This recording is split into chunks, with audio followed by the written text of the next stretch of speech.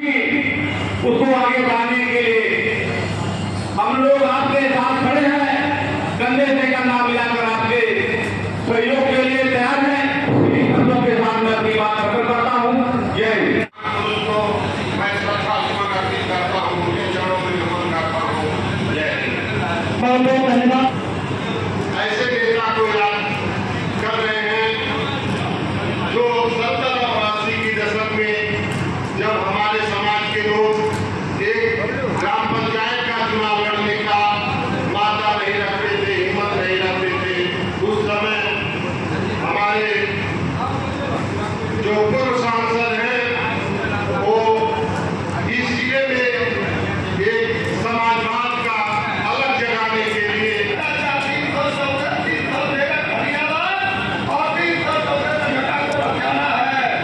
आप लोगों से मेरा ये आग्रह है कि तीनों से समाजवादी पार्टी को जिताइए। मदनी सुरंधार मेरी सुधी सुरेंद्र यादव जी को होगी। जय हिंद, जय समाजवाद, सुखपाल चाचा जिंदाबाद, भाई अखिलेश यादव जिंदाबाद, जाति भावी की बहुत बहुत धन्यवाद। हमारे बीच में अगले वक्ता के रूप में श्री अवधेश यादव जी जिले के सचिव हैं। आपसे आग्रह करेंगे कि आप आवें और के लिए देश तक में बिताए और साथियों यादव जी की पुण्यतिथि पर हमको संकल्प लेना पड़ेगा। हम आप सब लोगों से कहना चाहते हैं। के पास जाना था, संयोग से उनकी गाड़ी कहीं चली गई। उन्होंने हमसे कहा कि हरिश्चंद्र आप मोटरसाइकिल लाए हैं। हमने कहा हाँ, क्या होगा? कहाँ बैठिए, मोटरसाइकिल से चला जाएगा। हमने कहा सुमित हो गए रास्ता कहते कहते।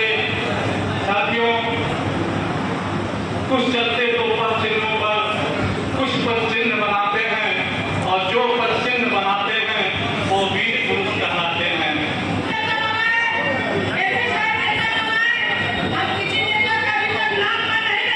आज जिस शख्सियत को खन्यास राजनीति पर पेश करने के लिए आए, तमाम वक्ताओं ने उनके व्यक्तित्व पर, उनकी शख्सियत पर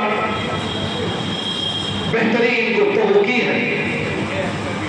मैं आपका वक्त बर्बाद न करते हुए एक शेर के जरिए उन्हें खिराज अकीदत पेश करते हुए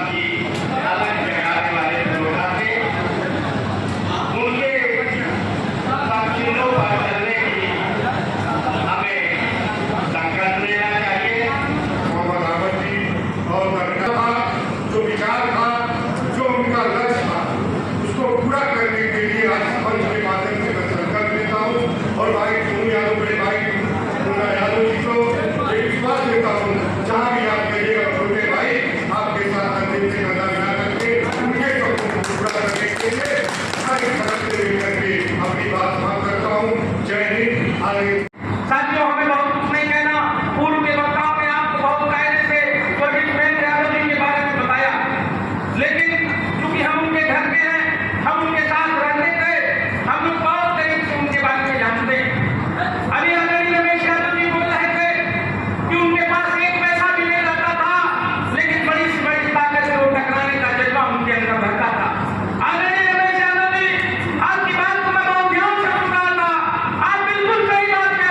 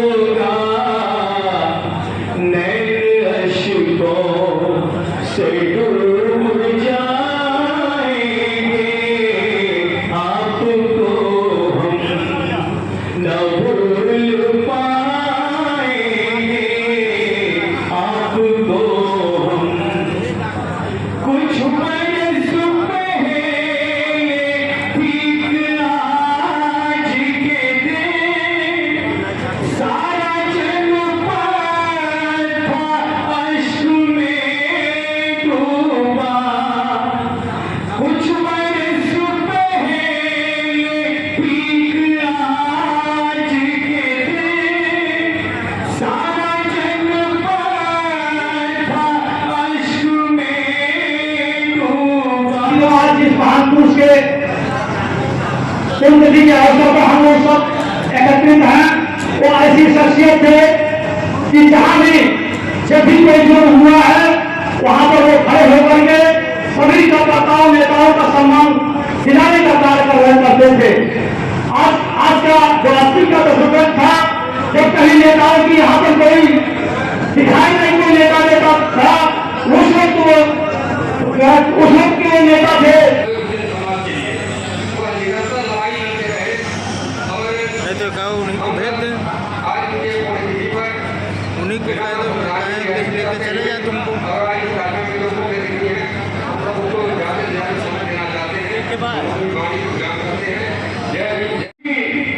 उसको आगे बढ़ाने के लिए हम लोग आपके साथ खड़े हैं, कंधे से कंधा मिलाकर आपके सहयोग के लिए तैयार हैं।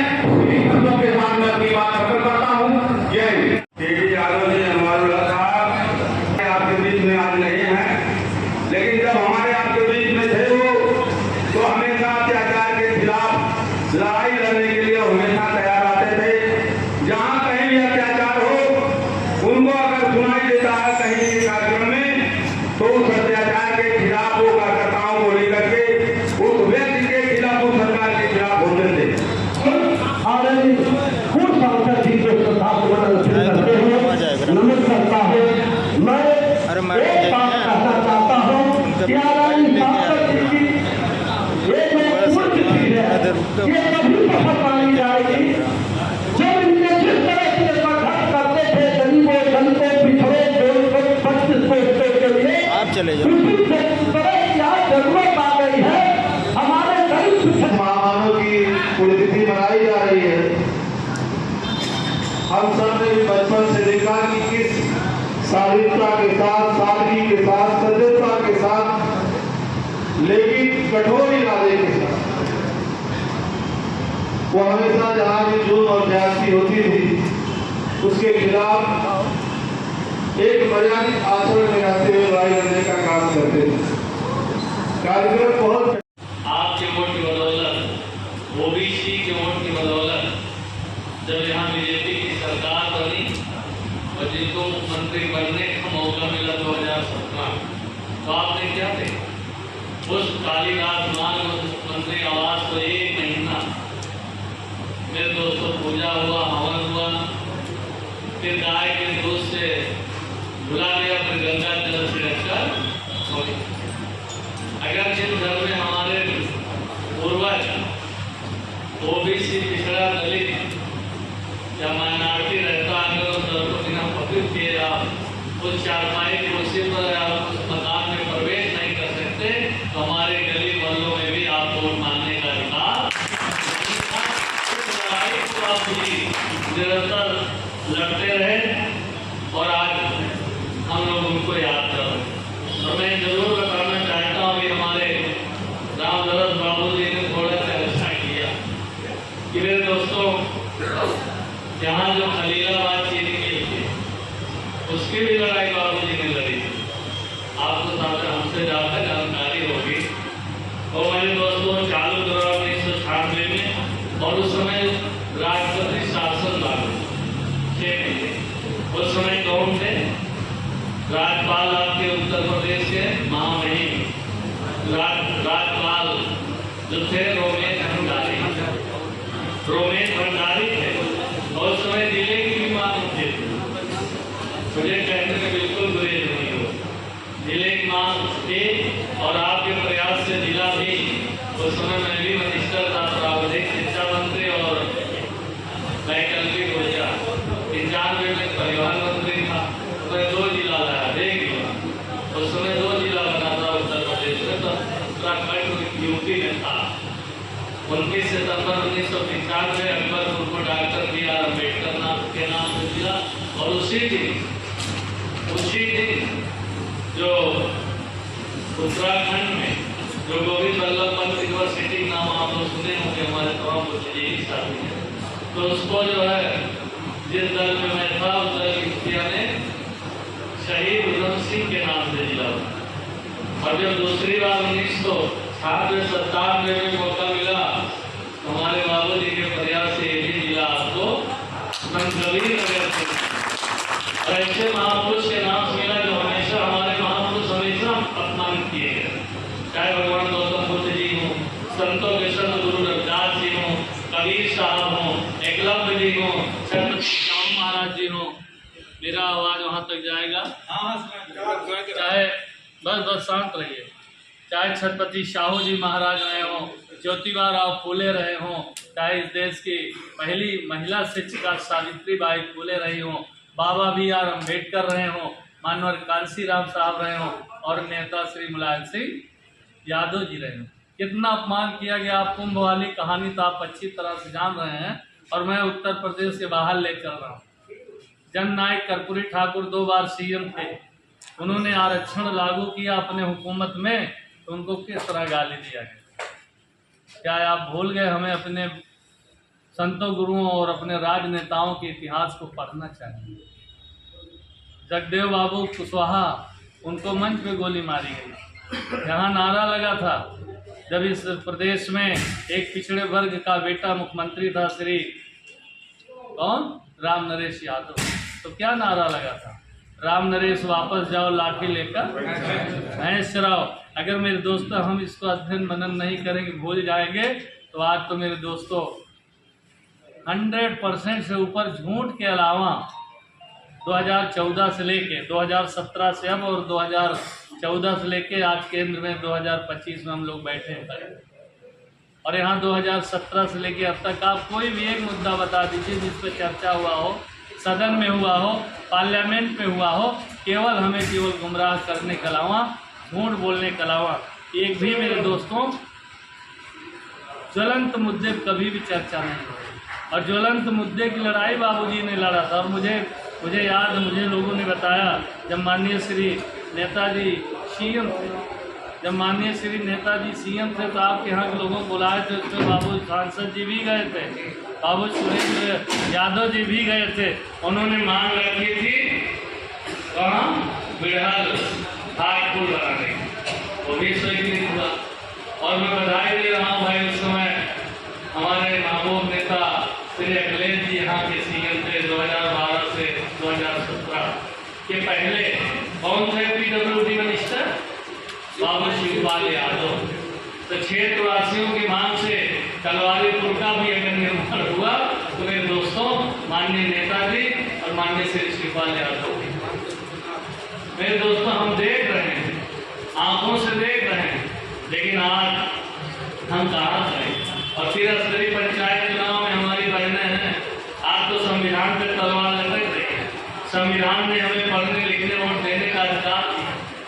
MP MLA राज्यसभा और मुख्यमंत्री, मंत्री और प्रधानमंत्री बनने का मौका बाबा B.R. अम्बेडकर ने दिया, लेकिन हमारी बहनों को प्रधान और BDC जिला पंचायत सदस्य, ब्लॉक प्रमुख और जिला पंचायत अध्यक्ष अगर बनने का मौका मिला तो फिर स्तरीय पंचायत चुनाव में माननीय नेताजी ने महिलाओं को 33% आरक्षण देने का काम किया।